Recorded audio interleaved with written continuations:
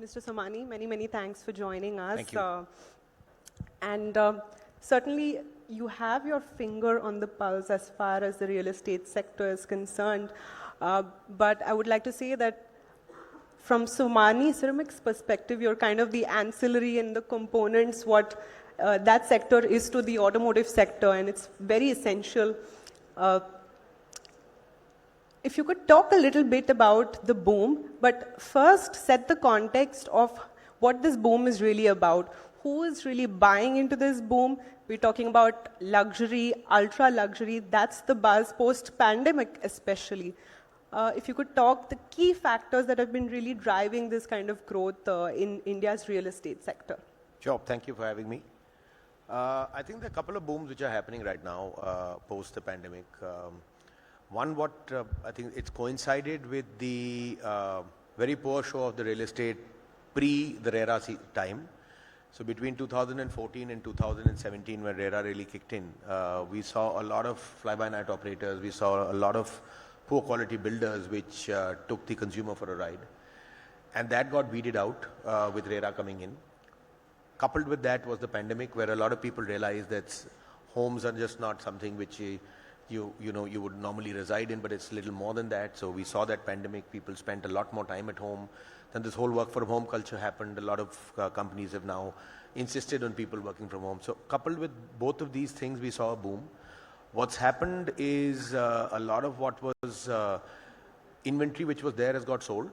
So new inventory had to come in, and now it's in better hands. So better builders, better quality builders. With RERA, again, that's a check. So therefore, we've had a whole new growth wave post 2019-20, and that's what you see right now with a lot of builders launching their products. That's on one end. The very low income, which was earlier the 10 to 15 lakh rupees, there is no 10 to 15 lakh rupees. The new normal now is 50 to 60 lakh rupees, which is the low income. And then there's a very large part of it, which is the middle income bracket. And then you have the ultra luxury. You're very right. A lot of people are spending a disproportionate amount of money on homes, on extremely expensive homes. But that's a very small segment of the entire home industry. What we're also witnessing is the tier 2, tier 3, tier 4 towns. So there's been a lot of boom in what we call the IHB, which is the individual home buildings. That's nothing to do with the builder. That's you and me buying a small property and then building on top of it. So all of that has also seen a massive growth. So yes, you're right. We've seen a massive upsurge in homes and renovations of existing homes. Right. And if you talk about data, and that's what has been suggested, is by 2027, we'll be seeing the HNIs really doubling by 2027. And the rise of the HNIs will also mean rise of real estate luxury as well. Do you see this sustainable and this momentum to continue in the future as well? I'm nobody to comment on how much would be the HNI boom and how much would be the middle income boom. But very clearly, India is going to be adding another 150 million people in the next 10 years to 12 years for urbanization. And this urbanization is not going to happen in big towns. It's going to happen in the smaller towns.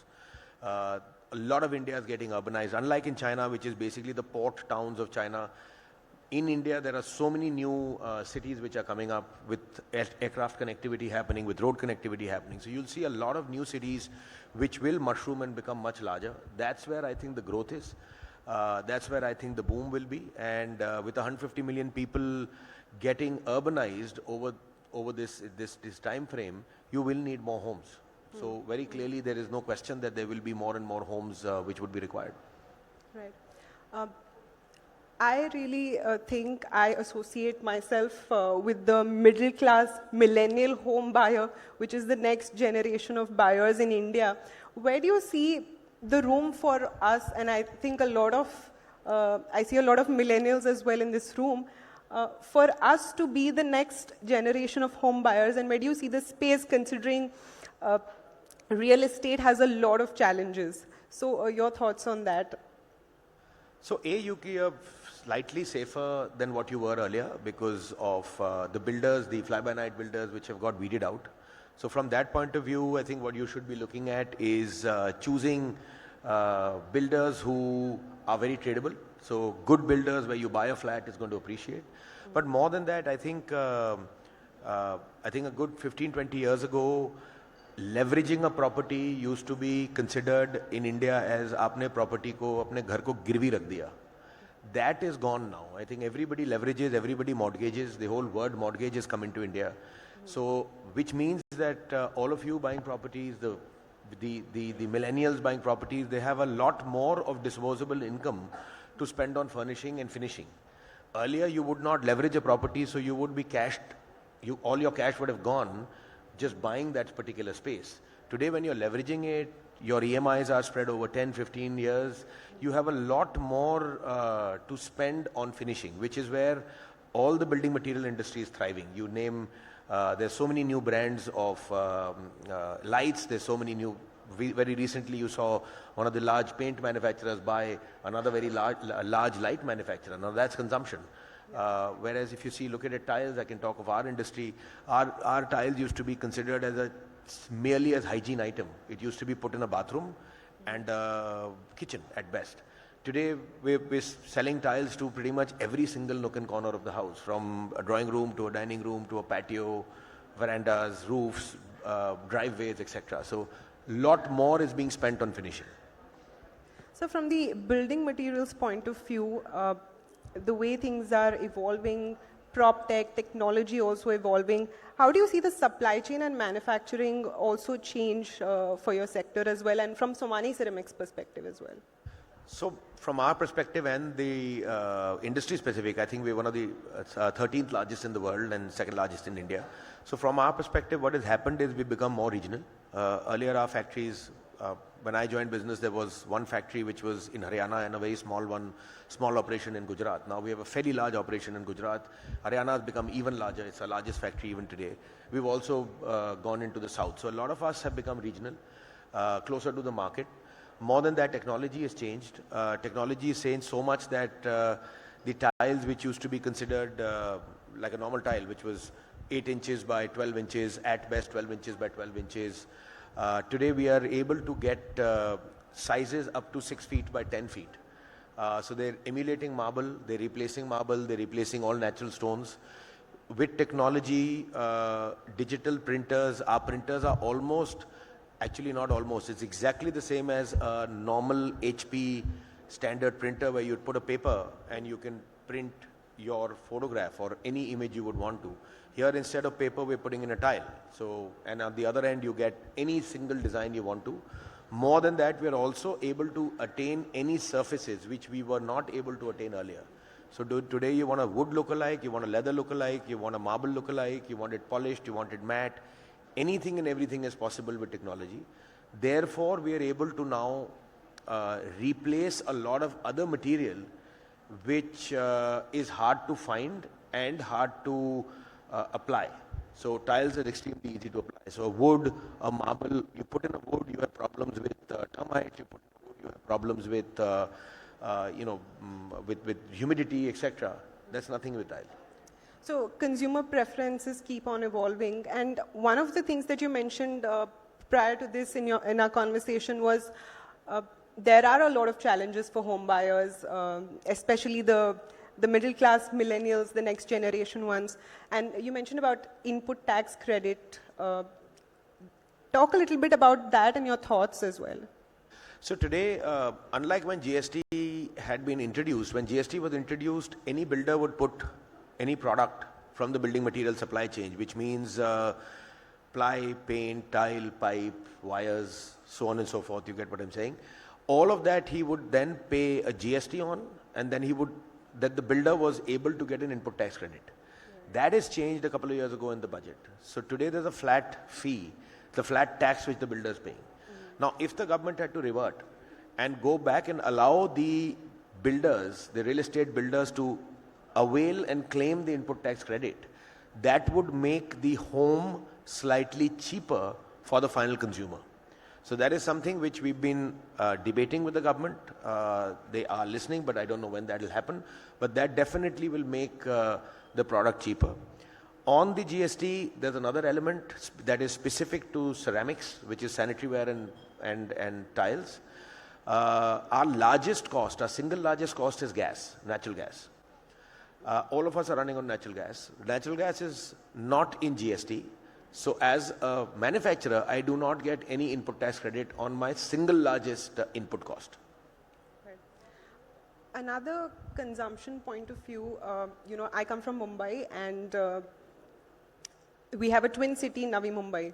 So there is this need for our cities to really grow larger, or see an alternative as a twin city, or look at even tier 2, tier 3 cities with population really brimming to the top in most of our metros as well.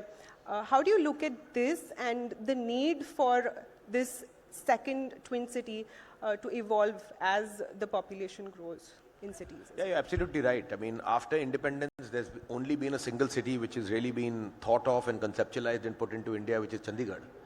There is no other city which came up after independence. So it's high time that new cities come up. There was one in Andhra which was to come up. There was one in Gujarat which was to come up. I think it's only a question of time that more and more smaller cities will become larger with road connectivity and airport connectivity. This whole Udan scheme with 140, 50 airports which are coming up, that is going to make a lot of difference for people to commute. Where you mentioned Navi Mumbai, which is like twin city, correct me if I'm wrong, but I believe there's a lot of people who now stay in Pune, work out of home for 3 days and come into Mumbai only for 3 days. Yeah. So there you go. So Pune has exploded. And that does reflect the lack of space also in the cities. Absolutely. So what are the key things that really government needs to do to expand these metro cities? And also the work is what brings them to these cities. So, from a policy perspective, what are the few steps that we really need to take for the next generation? So I think what the government needs to talk of is urban planning, and the big cities are already completely capped out. There is no space there, so they'll have to think of. And I'm not an expert to speak about that, but I think it's urban planning. It's cityscaping. You have NEOM coming up in Saudi Arabia, so you really have to think 50 years ahead and then build a city. Right. Global warming is one of the key concerns, and real estate on the whole is a key contributor to the rising pollution, especially in Mumbai. I haven't seen the last 7 to 8 years without cement sort of floating in the air. So as an industry representative, what are the key steps that you need to take to really ensure a sustainable,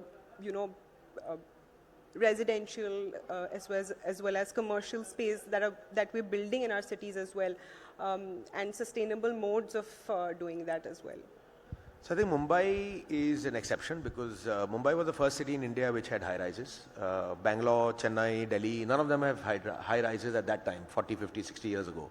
So I think Mumbai, what you're saying is what I understand from my real estate friends is the issue in Mumbai is to do with redevelopment and all the new buildings being brought down and all the old buildings being brought down and new ones being constructed. So a lot of the pollution and a lot of that issues are probably unique to Bombay and not so much so in the Chennais and the Bangalores and the Delhis of the world. Of course, Delhi has a separate pollution problem which has nothing to do with real estate, but that set aside, I don't think that problem is there in anywhere in the country. So again, it's a question of how the government can probably moderate or put checks and balances towards what is being made. I mean, buildings still have to get made.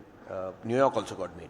But from a manufacturer's perspective, especially an allied industry that really is a key contributor to the real estate sector, what are the sustainable ways in which you can manufacture all of your products as well? One big sustainable way is we've gotten closer to the source. We've gone closer to the source and closer to the buyer. So that means the carbon footprint of bringing in raw material and also transporting the tile is reduced. Secondly, we produce only on gas. So we're doing a lot of effort to consume lesser gas for much larger output. So increasing our output from the same amount of gas or lesser gas to be used. So from that point of view, I think ceramics is an exception. We are anyway fairly green.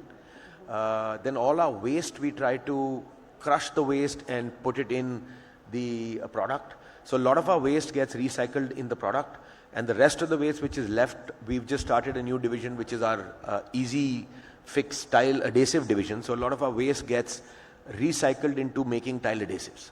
So those are steps which we are taking, and we do have a vision of being completely zero pollution or net zero in the next 5 to 7 years. To your mind, when you look at the real estate sector in India, which are the next key growth markets that you see up and coming? Very clearly the tier 2, tier 3, tier 4 towns. I think that's where the boom is. That's where our products will be used. That's where the homes are much larger. They're not small flats like in Bombay, Delhi, Bangalore. So that's clearly the focus. And to my mind, the urbanization in India is going to be back into the smaller towns rather than smaller towns moving into the bigger towns. All right. On that note, thank you so much for speaking to us, sir. And we look forward to having more such conversations with you. Thank you so much. Thank you so much, Aishwarya, and to Mr. Somany. Thank you for that insightful discussion, some key takeaways, and certainly gleaned a lot. And Aishwarya and Mr. Somany, if I could have you back on stage for a quick moment, we want to present sir with a token of our appreciation. So it's just a special memento, sir, to thank you for being a part of the etnow.in Business Conclave Awards. And if I could please have a special memento from backstage, and we could capture the moment by way of a photograph, please. Can we please present the memento? Thank you so much.